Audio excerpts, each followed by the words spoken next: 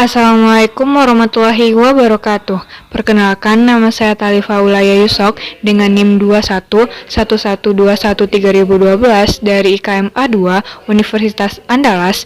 Pada video kali ini saya akan membahas tentang penyakit tukak lambung pada manusia. Nah, sebelum membahas lebih jauh tentang penyakit tukak lambung, saya akan membahas apa sih itu tukak lambung. Tukak lambung adalah luka pada lambung yang menyebabkan keluhan sakit mah. Nah, pada gambar tersebut terdapat ulkus. Ulkus itu sendiri adalah luka yang terjadi lebih dari 3 hari akibat adanya kerusakan epitelium dan membran basalis. Selain di lambung, luka tersebut dapat terbentuk di usus 12 jari atau di bagian bawah kerongkongan. Sebagian besar, tukak lambung disebabkan oleh infeksi bakteri H. pylori atau karena konsumsi obat pereda nyeri yang berlebihan.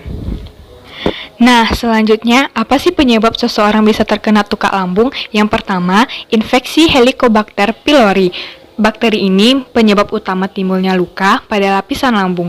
Yang kedua, konsumsi obat antiinflamasi nonsteroid, aspirin, kortikosteroid, dan obat antidepresan golongan SSRI yang berlebihan dapat menyebabkan iritasi atau peradangan pada jaringan lambung, sehingga menimbulkan luka. Yang ketiga, merokok. Yang keempat, stres yang tidak terkelola dengan baik. Yang kelima, konsumsi makanan yang pedas. Yang keenam, konsumsi alkohol.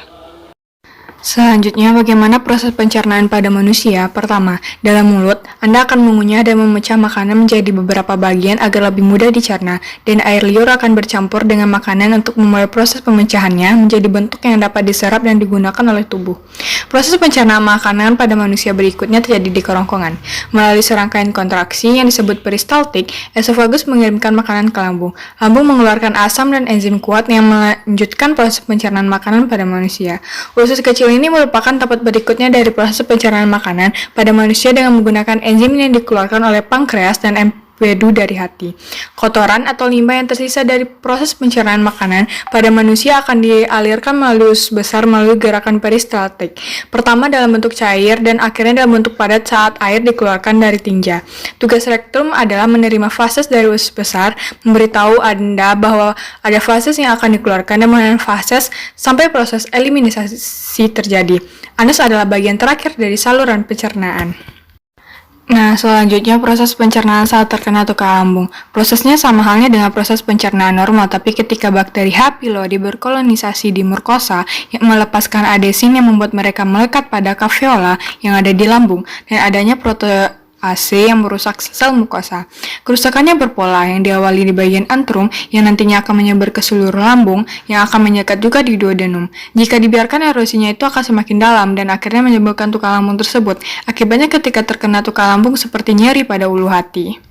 Selanjutnya, gejala tukak lambung. Yang pertama, sakit mah atau nyeri ulu hati. Karakteristik dari nyeri tersebut adalah berlangsung dalam hitungan menit hingga jam, memburuk di antara waktu makan, saat malam hari atau pagi-pagi sekali, makin parah ketika perut kosong.